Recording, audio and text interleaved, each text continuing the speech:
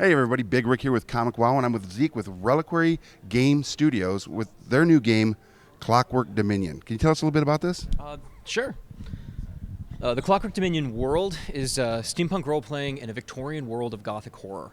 The major conceit of the game is that when the deistic, quasi-absent god came upon the world, it was a formless void. And from that formless void, the primordial chaos, he created the clockwork, the creation that turns to whatever he had intended.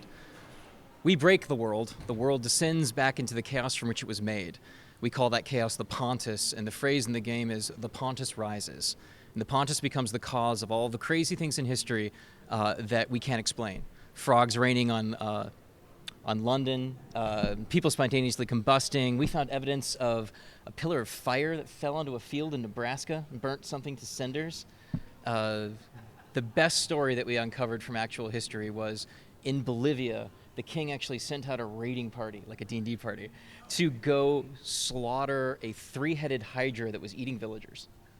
Wow. We discovered that we didn't have to make up a whole lot because there's enough in history that is completely unexplainable and crazy that we just incorporate it into the game and use it as evidence that chaos is lapping at the foundations of creation.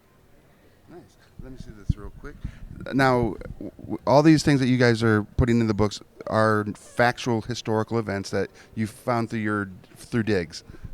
90% of what is in the book is factual from some sort of newspaper. I can't claim that things really happened, like the Vicksburg, Mississippi newspaper that claimed that the dead rose from their graves. I can't claim that that really occurred in history, but if it's in a newspaper, we used it.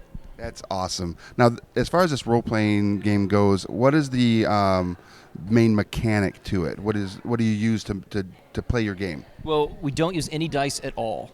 We use cards, which I will bring in here from the side. Cards allow us to do a couple of things, the first of which is we control the curve pretty much perfectly. There's a number in the corner that allows us to do percentile values. There are 100 cards, so there are 100 numbers.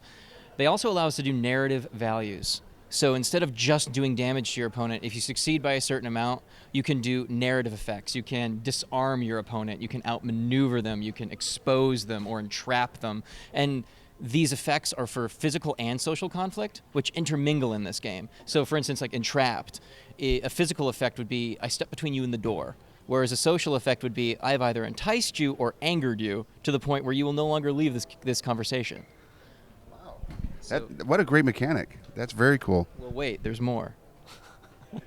Let me talk about the initiative system because that's really one of the big selling points of the game. In initiative system, you get dealt a specific number of cards, and if you're really good at tactics, you can get more, but everyone discards down to 3. Your cards go in front of you. Everyone else puts their cards in front of them. The narrator hides their cards, but I'm going to put them down for the sake of describing. We decided that conflict was oftentimes the most boring part of most games, and we really wanted to fix that. Okay. So when the cards hit the table, this is initiative. Highest card goes first. I attack, say the other person. That person can flip a card to react. Now, instead of that situation when you're teaching people to role play, where you're like, the orc attacks you, and the person says, well, I wait my turn until I'm no longer emotionally involved in this conflict anymore. Now it's action, reaction. There's this little narrative vignette where the combat actually follows the story. And then down the table, someone says, I can't let this happen. They flip 2 cards and they interrupt. They take a full turn right now. They jump in front of the bullet to protect their paramour. They leap into the ritual to prevent the demon from rising that attacks London. It creates scenarios for really detailed narrative storytelling. And, best part, I never know when I'm going to be called on to act. I never know when my neighbor is going to be called on to act. There's a certain flow, but I don't know who's going to interrupt, and I can't see the narrator's cards. Therefore, combat becomes interesting. Everyone is engrossed. No one's trying to find out what kind of Pokemon are in the room. No one's getting up to go to the bathroom. Combat becomes the most intense part of the game. I love it. And there you have it. That is Clockwork Dominion by Reliquary Game Studios. Thank you, Zeke, for your time. Thank you very much. We'll see you guys at your local game shop.